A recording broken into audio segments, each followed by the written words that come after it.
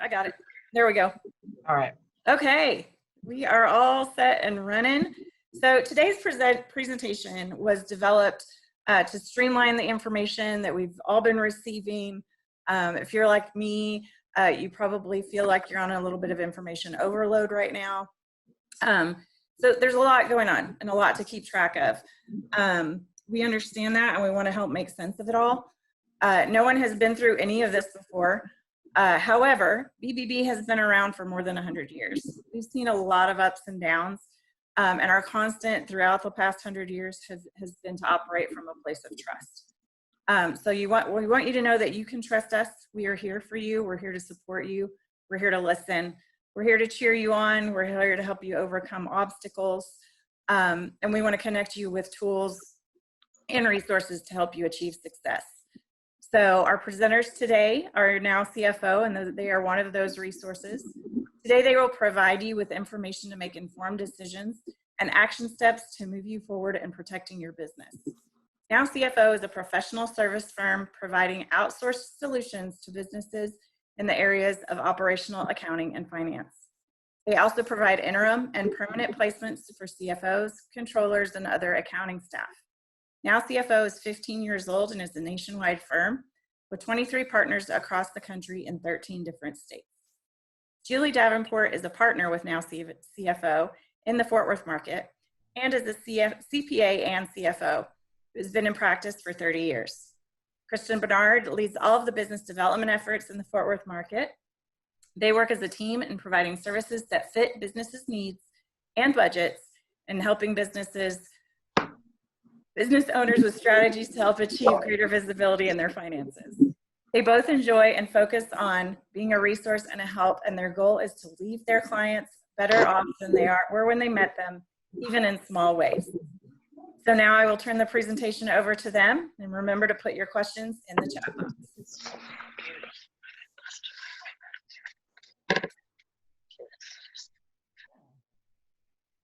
So, hi everyone, I'm Kristen Bernard, and thank you so much, Amy, for allowing us to come and be a part of this. Julie and I are really excited to be a resource for business owners during this very uncertain time that we find ourselves in, and we've chosen the topic, You've Applied, Now What?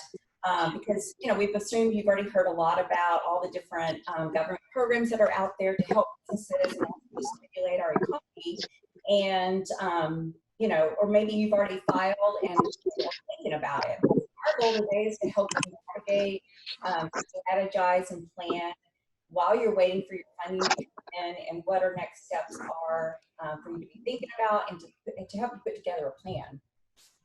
So again, in this current economy, you know, all the different options are out there, and we're so thankful for them. But I know it's probably been a little overwhelming and stressful for everyone.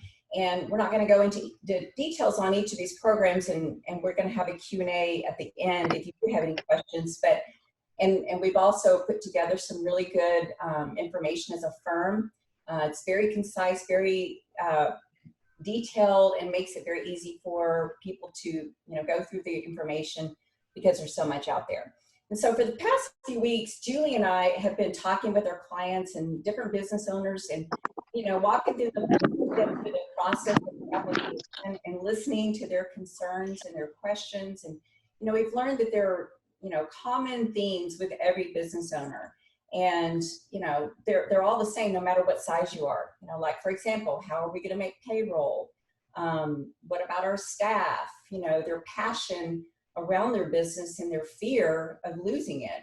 Also the desire to strive, survive and thrive, and so many questions are out there. And so we want to offer some thoughts on, you know, how to read a roadmap to recovery and get where you need to be, and you know, really set you up to be in a better position so you can make it through this time. And there are things that we can be doing out there in the long run, like having good financial data. This is crucial to your business, and, you know, to make good decisions around that good data. And so to kick it off, we're going to share a video clip of a client that we have, and just some of the things that he's going through as a business owner. His name is Todd. And Julie, if you want to go ahead and show that.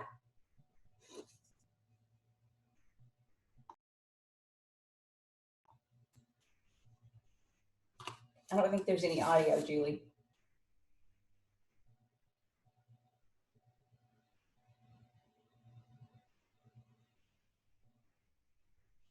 I think we're having some technical difficulties. Julie, can you replay that with the audio?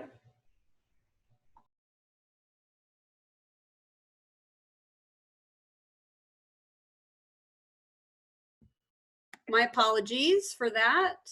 I'm in manufacturing, so I'm a powder coater and liquid coating. We paint, manufacture parts, all different metals, plastics. So stuff is brought to my facility. So it's really just manufacturing.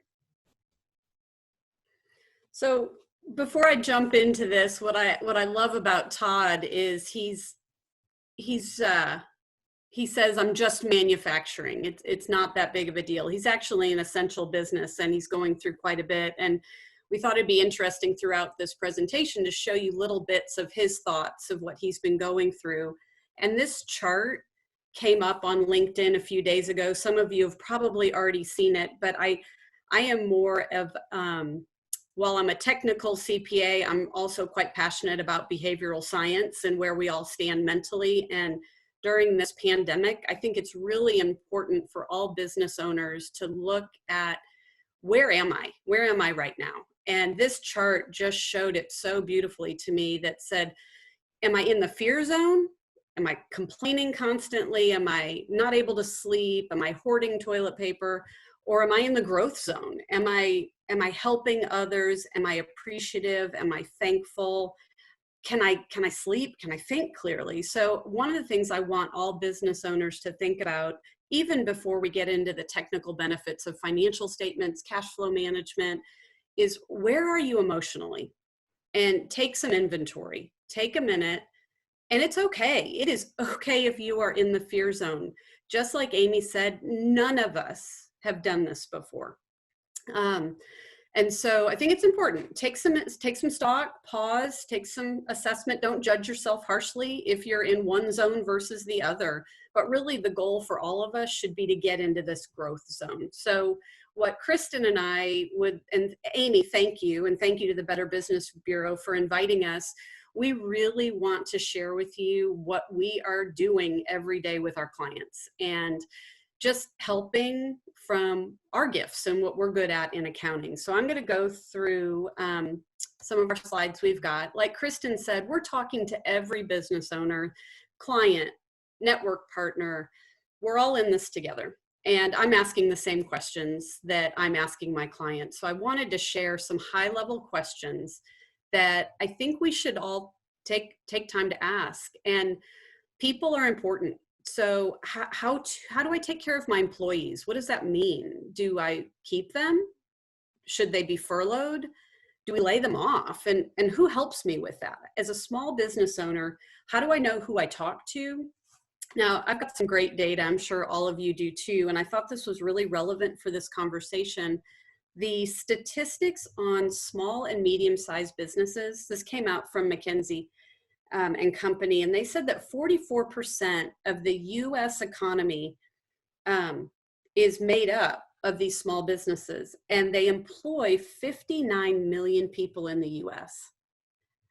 So the question, how do I take care of my employees? That's huge. And then how much money do we have in the bank? This is the big thing. A lot of people like to say cash is king. I don't like to give it that much authority and control, but that's what we're taught in accounting class from the very beginning, that cash. How much money do I have in the bank? How are we going to utilize what we have? Do we have a good budget in place? And I'm going through these quickly. We're going to go through in more detail some of these, but again, these are just really good questions every business owner should ask. My balance sheet. So often my clients only care about their profit and loss statement. The balance sheet could not be more important right now. Do you have assets? Do you have liabilities? How much money is in the bank? Who do you owe money to? What's the timing on the terms of what you owe? If you do receive this PPP loan, what does that look like? How do you stay in compliance to make sure it stays a grant? Understanding all the details. Here's another one that's big, and you'll hear Todd talk about this later in our presentation. Do I have a good banker? Do I have an attorney? How about a CPA? Who do you trust? These are essential foundations for any business owner, and you don't have to have them full-time on your staff. Like we are the outsourced solution for the CPA, controller, CFO category. And I really think all businesses have a right to have these good essential business partners. The next thing, and this is where Kristen and I are going to focus some of our time, is, are my financials in good shape? Do they need to get cleaned up?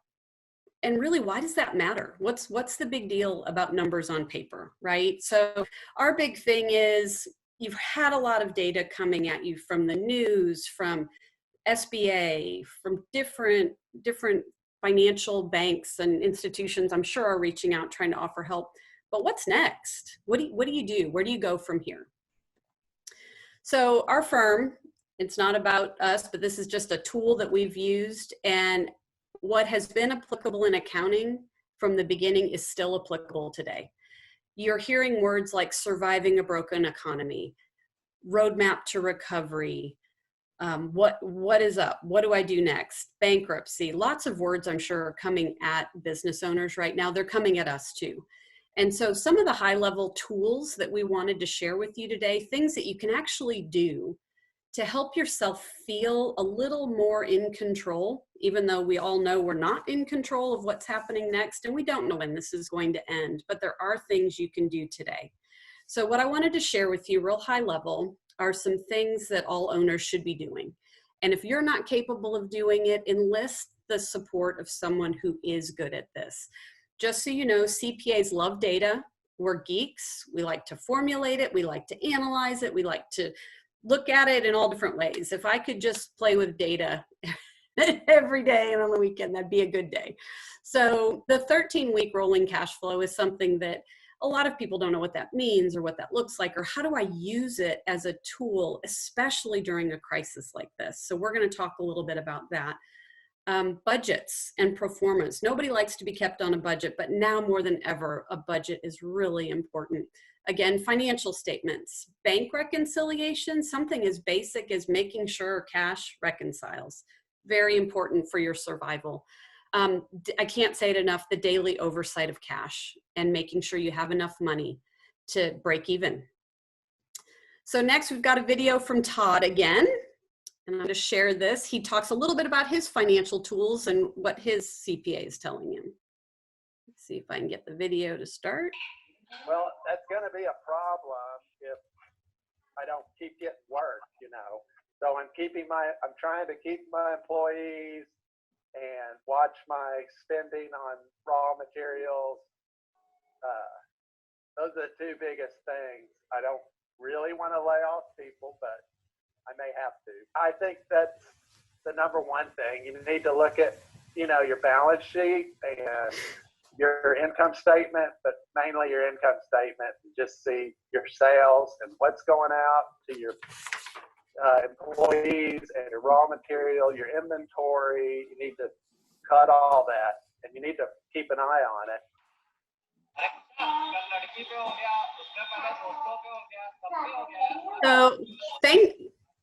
So there might be somebody not on mute, but so thank you to Todd. I did not coach him on that. That was actually a real call that we had, and he was just kind of going through processing how he can keep the doors open and manage cash. So let's quickly talk about these pro tips for tough times. Catchy phrase there, and it's real. So the most important thing we keep talking about is cash and managing that, and make sure that you can. 2 points on this slide are breaking even and cash flow management. So a 13-week projection of the company's available cash. The biggest thing in developing this isn't just putting numbers in a spreadsheet. It really is communicating with everybody related to the business that drives cash, whether that's your vendors or your suppliers, and understanding what their terms are. It might be your customers. Your customers are going through this too. How delayed will they be in paying you? Could they maybe negotiate paying you 20% or 50%? So my biggest encouragement to business owners right now isn't just putting data on paper, but it's communicating. and it's communicating what the flow of cash is going to look like.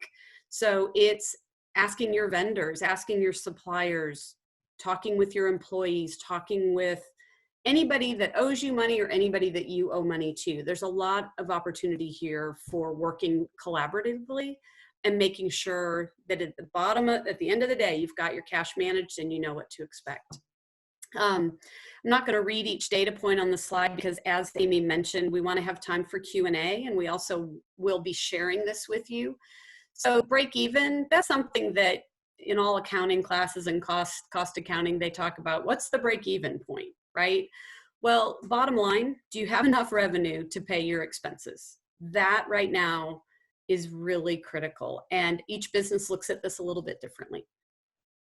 Then you've heard about all the different financial packages that are out there for businesses to survive, whether it's a loan or it's a grant. And again, this is communication and reading and absorbing the data that's coming at you. So finding an expert who really knows how to do that, I think, is the best asset a business owner can have right now. We can't get through all this data by ourselves. I know that I need experts pulling it together for me as well, and I rely on our firm and our legal department to read through everything. Here's something I want to highlight. A lot of people forget, with accounting, we look back, but we also project and look forward. And so this concept of comparative financial statements, some small to mid-sized businesses, they're just moving day to day, they're going forward. Looking back isn't always the priority, but given the state that we're in, there may come a point in time, depending on which financial package or loan you're looking at, where the calculation of lost revenue will be important. And the only way you know lost revenue, there's two things. One, can you tie it to a point in time, an event that happened, and you actually see the decline in revenue? The other is you look at what your prior year was doing, and the financial statements have to be good, accurate, complete data to capture what happened last year or last quarter and compare going forward. So comparative financial statements done by a CPA or a qualified accountant are very important to navigating these tough times. So calculating lost revenue. This has probably been a topic you've heard a lot. It's been talked about a lot. And this isn't usually something we enjoy talking about, but it's important to be able to capture this. And again, it goes back to solid accounting, good records that will help. So there's the last point we did was I talked to Todd again, and I said, hey, you seem really calm. You seem put together.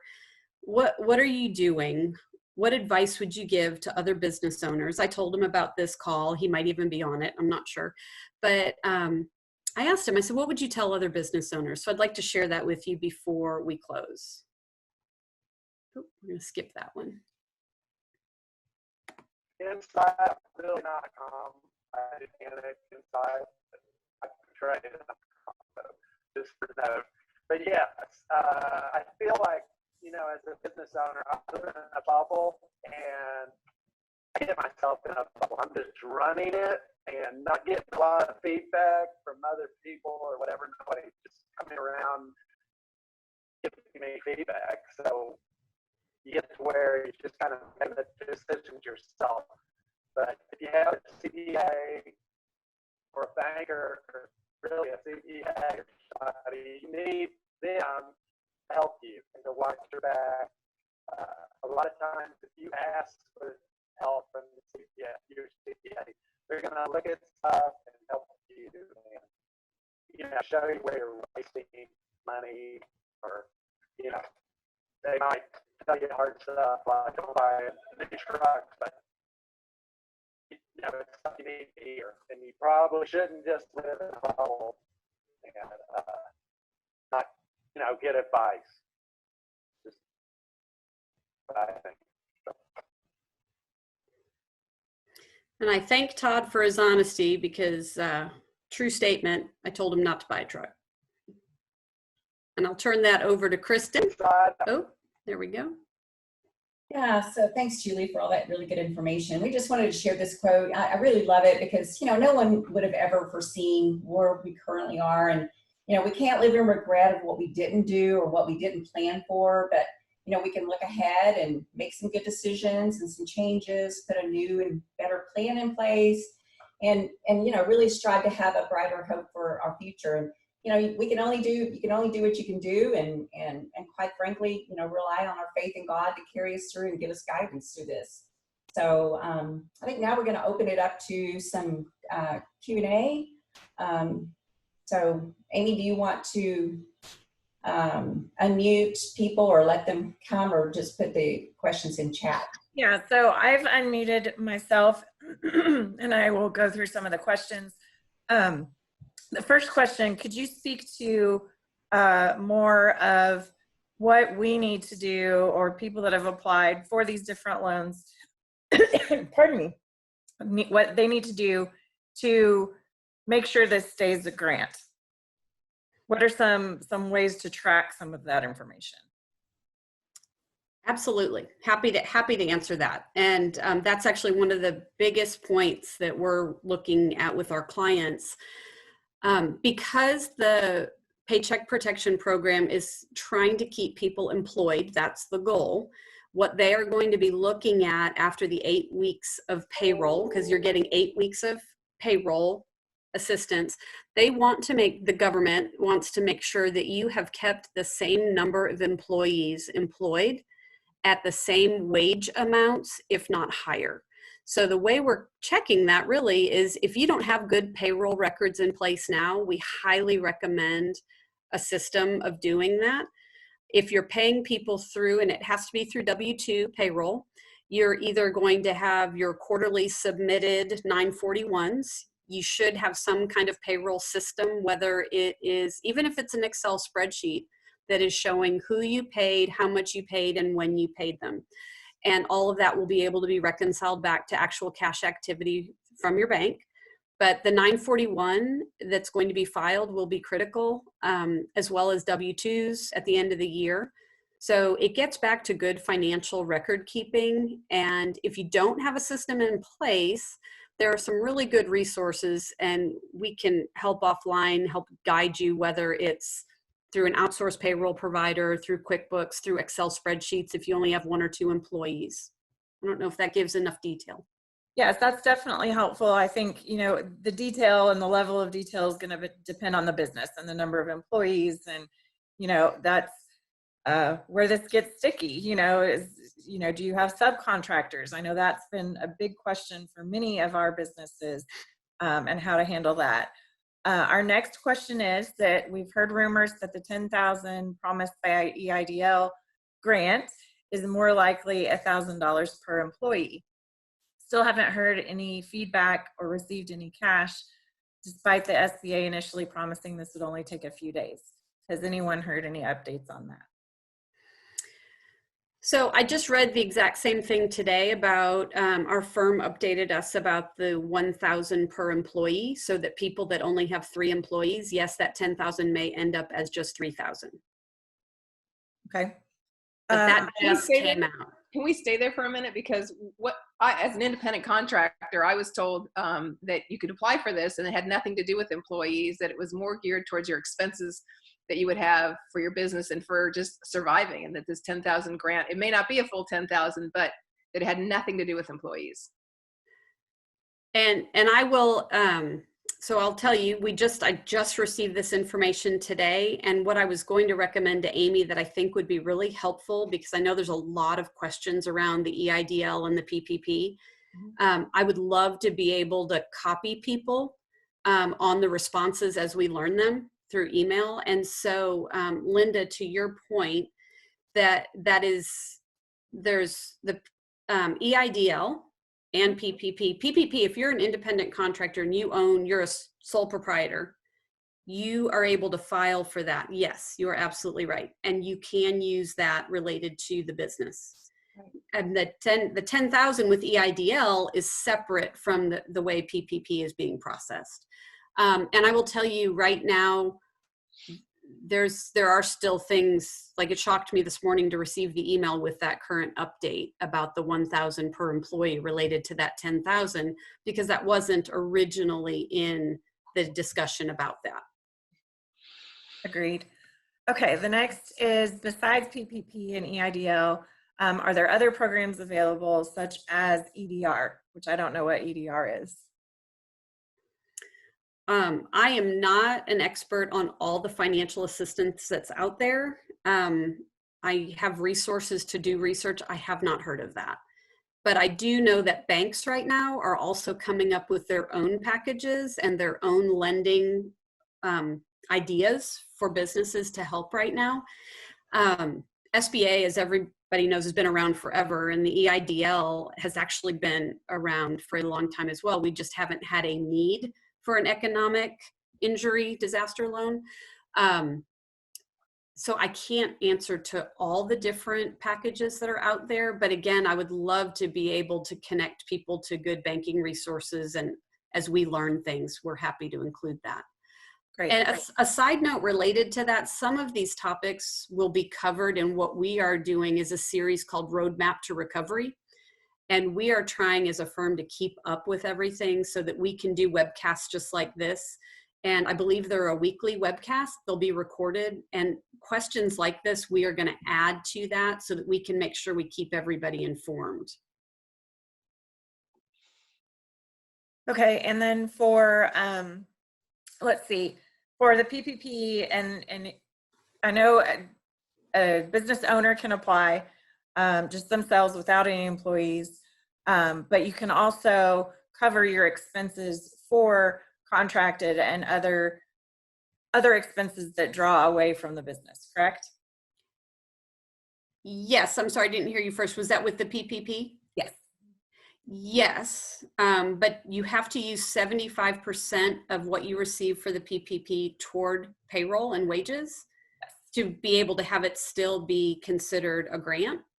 However, given the interest rate is as low as it is at 1% over 2 years, and if businesses make the choice to spend it on operational and rent and utilities, they can, as long as they indicated that on their loan application so that they're not in violation of what they indicated the use for. But then it would be a loan, and like I said, it's a low interest rate 2-year term. Great, that's very helpful. As a one-man band, as William put it, the lost revenue for the foreseeable future, which program is the best to apply for to help for that? Wow, that's a great question. And all these are so individually driven. This is where I really would utilize someone who you trust from a financial planning as well as your banker to look at both options. What we've encouraged our clients to do is apply for both, because you have no idea, one, the timing of when it will come in, what it will look like based on your financial situation, and you can decide to decline both. So if it doesn't fit the model of how you'd like to use the funds, you can say no thank you. So I would apply for both. I would also talk to my banker to see what else is available for me as a business owner. Okay, there's a little bit more that we need clarification on, I guess.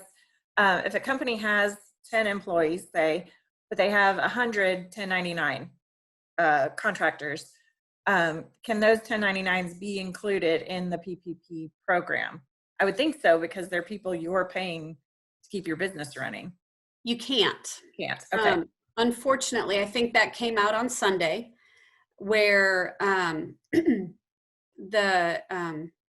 it was decided that no, it's only W-2'd employees.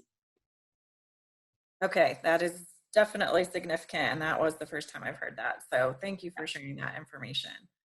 Just a high level point that a lot of business owners should know, and it's important to research the difference between 1099 and W-2, depending on the state, and we're in the state of Texas.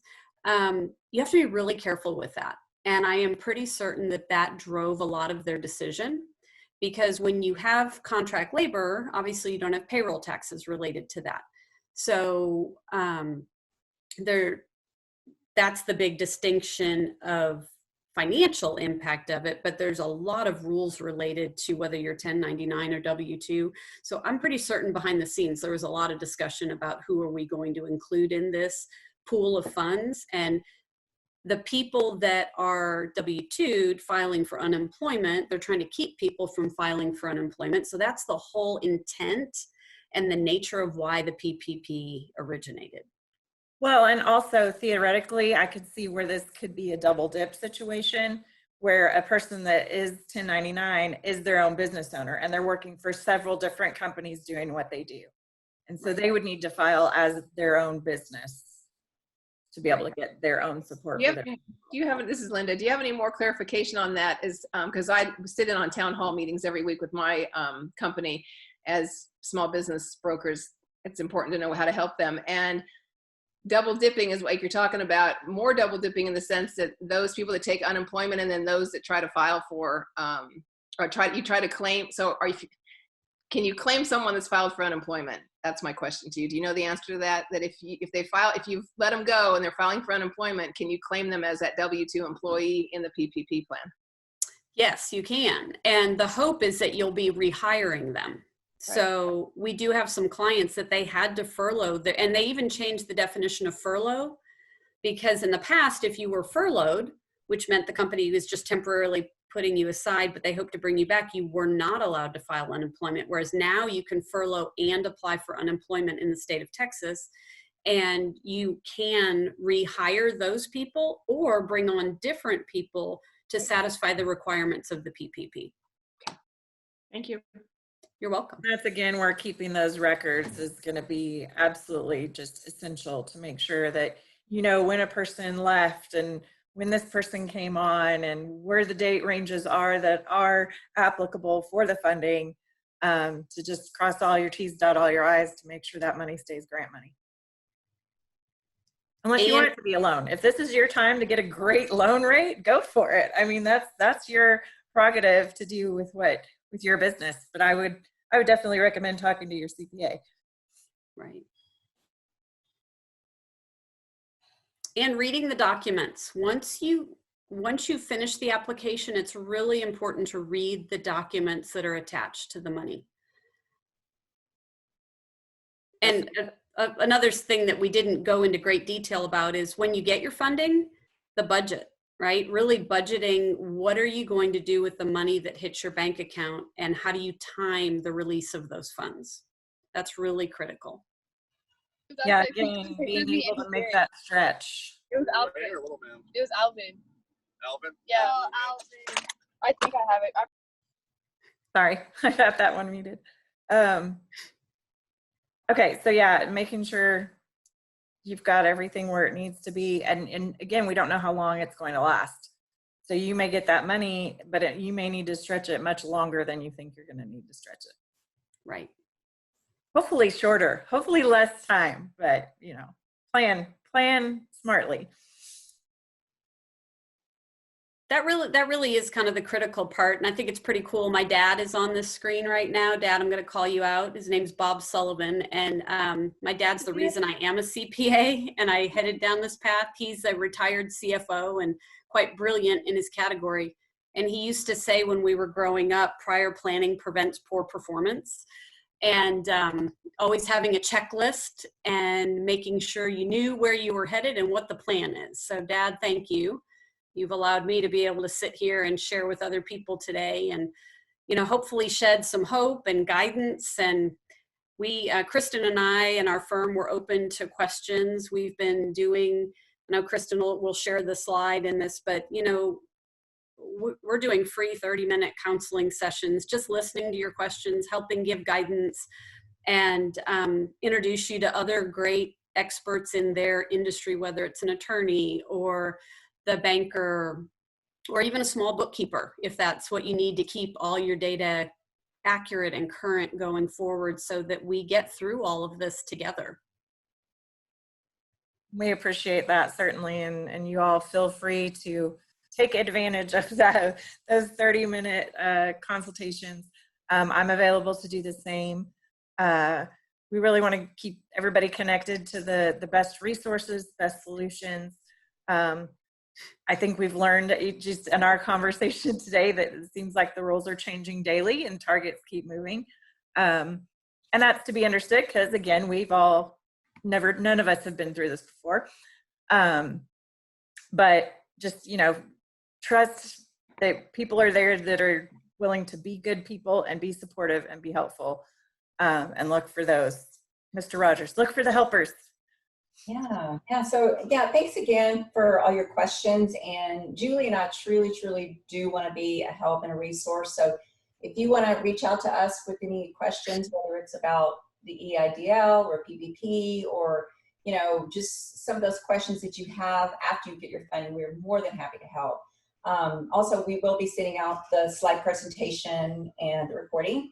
And just like Julie alluded to, the roadmap to recovery is going to be coming out, and this is going to be a really great tool, more in depth. It's going to go into a lot of the things that Julie talked about, and you know, how you can weather the storm to come out stronger than before, and you know, things like how to manage your loan funds once dispersed, documenting your spending so you maximize your loan forgiveness, and you know, really making sure you have good documentation so you can stay in compliance. So we'd love to have you guys join that, and just reach out to me, and I can send you the information for that. So again, we really appreciate you being on here, and we pray that you and your families are blessed and well during this time. So thanks. Absolutely. Thank you, everyone. Were there any questions that didn't get answered? Does anybody know about the Enhanced Debt Relief Program? I've not heard of it. Okay. I'll have to do some research on that one. All right. Well, if you have put your information in the chat box, I will definitely be reaching out. We will share the slides. Feel free to grab my email address as well as Kristen and Julie, and reach out if there's anything that you feel like we can help with. We're here to help. We appreciate you being here. We know this is, again, information overload time and trying to boil it down to what do I need to do next. So thanks, Amy, I have a quick answer for you on that enhanced debt relief thing. Okay. I believe if this is the one he's talking about. Chris, are you talking about the one for existing SBA loans? Because if I believe correctly, that program is to, Chris, is that what you're talking about? Yes. Okay, so any of us who have existing SBA loans right now, we are supposed to be getting a waiver of 6 months of principal and interest for the next 6 months. However, my banker who's doing the PPP loan for me, who did my SBA loan, he's like, well, we don't know how to execute this. So it's in, I've got a website, Amy, I'll send it to you so you can send it out to everybody that explains it, but my banker was like, I don't know how to execute on this. So my understanding is like, just don't make your payment this month.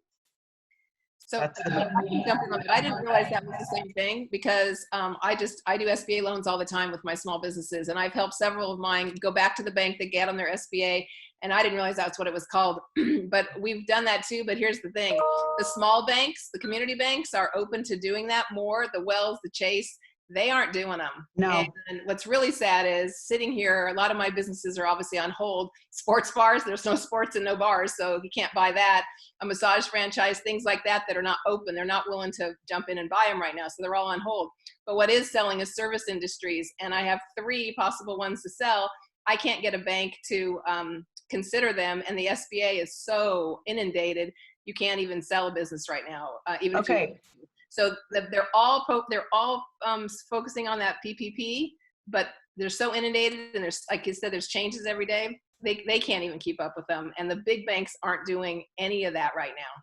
Yeah, American Bank of Commerce, they're based out of Allen, I believe. That's my small little bank, and their headquarters are in Tyler. And yeah, they have been phenomenal because they are a preferred SBA lender, but they're a small bank. Yep. You're right. I've heard this over and over again. The big banks are just not doing it. But the small ones, if you have a community bank, but the government is backing those of us who have SBA loans and those payments. Mm-hmm. So I don't know why they are not doing that. They should. They're so inundated. Prior to this, a 45 to 60 day SBA loan was taking me 90 to 120 days to close. Is horrific it's horrific for the seller and the buyer, because they're planning to close, let's say, in December, and It didn't close till February. Everyone gets really tense and tight. Now it's even worse. So the SBA was behind on loans alone back in January and February when I closed 1st of March. Thank you, Jesus. And they were behind then. And so I'm feeling that they're trying to close up those and then move forward with this PP, and they're inundated. They're crazy. Yeah, and I think to be fair, everybody's overwhelmed. I think the good thing to take from that is that everybody's overwhelmed. So we're all going through it. If, you need to miss a payment on something, have the conversation first, talk to your landlord, talk to your credit cards, talk to your loan officers, talk to everybody and say, what grace can you give right now? Because everybody's really given a lot of grace. All right, I just popped up the link that talks about that one we were just mentioning. Oh, Okay. good. Amy, I want to support that and just say right now, grace, calm, communication is paramount. Yeah, financial statements, great data, but the communication is critical, and patience, right? A lot of patience. I have to remind myself all the time, I'm not the only one going through this. Yes. And I think the more we can all do that, I cannot imagine being a banker right now with all the desperate phone calls and panic and not everybody being kind. And so it's, I send an email on behalf of my client who's waiting on their PPP. I'm like, hey, still here. Did it get filed? Trying to be really sweet. But everyone is just wanting to know when will I see help? So, again, but I wish you all the best. And if we can be helpful in any way, and Amy too, what a great organization, the Better Business Bureau. I had no idea everything you guys did. So I was so excited to get to learn more. Like I told Amy, I always thought it was just where I went to complain or report a bad thing. And who knew all the great resources that you offered. So thank you for all that you guys are doing right now. If y'all don't know, then hit me up. We need to have a conversation. You do. You need to hear what Better Business Bureau does. Yeah. One thing you said does beg a question. Once we filed, how do we continue to follow up with where we are on the process? So that's a great question. And what I've learned is on the SBA website for the EIDL, there's a button that it says check status. I'll be honest, twice I've tried, it hasn't worked yet, but I'm hopeful because their intention is good. That's where they want us to all look. With the clients that we've filed, we've saved the confirmation that it got in so that we know it got in, but we also know with the volume that they're seeing, that check status button, it might take a little bit of time. On the PPP loan, that is strictly through the banker that you file it with. And so that one, what I'm doing for a current client is I email twice a day, just a quick, hey, making sure you have all the data you need. Because what we found is the initial round of data that was asked for, then it was, oh, hey, can you prove that payment of payroll tax? Or can you show me a copy of the 941? Even though they had all the payroll records. So the bankers are overwhelmed. And so the status on that, I would say it's fair every other day, maybe to email the banker to just check, making sure you have what you need from me. How does it look? What do you see? We do have one client, there might be more than one client, but as of yesterday, one of our clients did receive their PPP money. So we know that it's real. We know that it's coming. Yay, we know that it's real. That's the best thing of the day. Yay. Where did you say to go for check status? Because I've been on the SBA website a number of times. I have my number, but I don't see where it says check status. I was on there 2 days ago, but I'm wondering if they took it down. Because it's possible if it wasn't working that they took it down, but let me see if I can open my own screen and tell you. I also had heard, and this was guidance given yesterday, and I don't know what the truth to this, but I was told if you haven't received your EIDL funds within the 72 hours that they said you're supposed to get, that possibly you might need to reapply again. What's the truth to that? You know, that my fear of people just reapplying is that you now have more than one in queue. And so let me show my screen real quick. I can show you the check status button. to answer that question first. Sure, thanks. So right here, can everybody see my screen? So disasterloan.sba.gov, and you'll see this check application status button. I don't know if that's where you looked for your status. I will tell you that is a scary thing if you're wondering, did it get accepted? But if you have confirmation that it was accepted, I would trust that. Okay. And I would check here. And like I said, there was. Yeah, I didn't go there. I just went straight to SBA.gov, and I didn't know the disaster loan part before that. Okay. Well, maybe this will help. Yeah, thank you. Definitely try You're that. Any other questions? Looks like we've got a lot of good resources in the chat, different links. All right. Well, thank you, everybody. If there's anything. Oh, looks like Tamara's raising her hand. So I just went to that website and I clicked on check application status. And now it's bringing me to a username and a login. I don't have that. Yeah, it just did that to me too. I don't have that either. You didn't create one when you made your submission? You don't have to. Yeah, the streamline process just asks you your name and banking information and like a few it was like a 5-second deal and then send that in. Let me do a little research and I'll see if I can get something back to Amy and That'd be she awesome. can share it. Okay, because all I have is that confirmation number, like you said.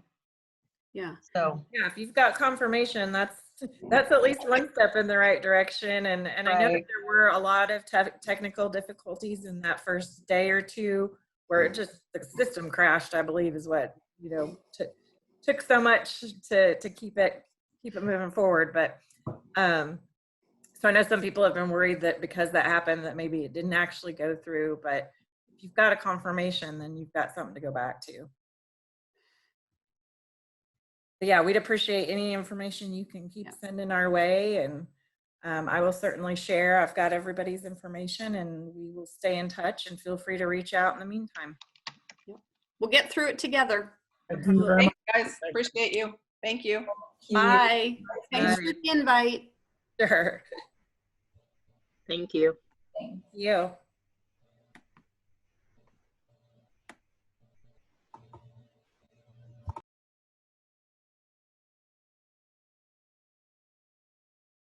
Hi, Amy.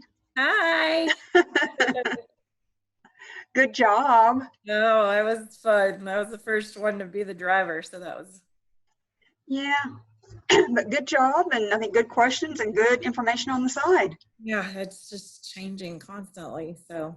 Well, the thing about the contractors, I know when they originally set it out, you could include contractors, and then they did some updates, and so figuring that everybody who's self-employed could do their own PPP. So. Right.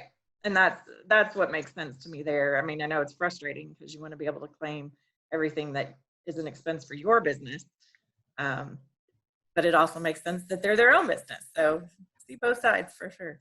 Well, I think the best thing I learned all of this is, and they talked about, is have a good banker, have a good bookkeeper, CPA, because that's been hugely helpful right now. So, Oh yeah. Yeah. I am not an expert. I would rather pay somebody that knows what they're doing. Oh, best thing I ever did was get a bookkeeper. I was like, yes. Yeah. Yeah. Yeah. So anyway, just want to stay on and just say good job. Well, thank you. Good to see your face. Yay. Take care. Thanks, We'll talk soon and everybody. do a happy hour. Yes. Yes, please. Thanks, everybody.